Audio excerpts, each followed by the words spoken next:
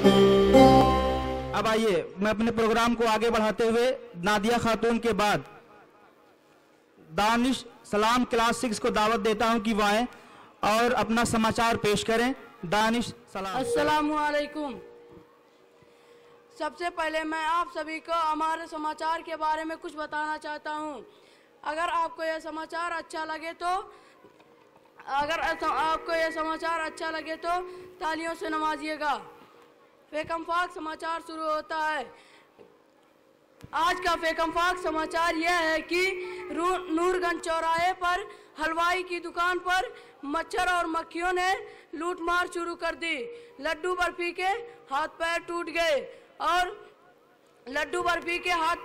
गए और नान खटाई और केक को चट कर गए। उनका कहना है कि घर बैठे बैठे लड्डू और बर्फी का मजा लें, वरना तबाही व बर्बादी का तूफान खड़ा कर देंगे। जल्द ही भाजी की मार्केट में सब सब्जियों ने अचानक लूटमार शुरू कर दी। कंट्रोल करने पर इंस्पेक्टर हरी मिर्ची ने सबको कंट्रोल किया।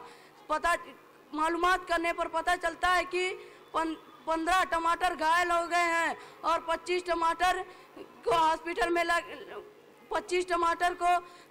टमाटर जख्मी हो गए हैं और आलू और बैगन के बचने की कोई उम्मीद नहीं। अस्सलाम वालेकुम।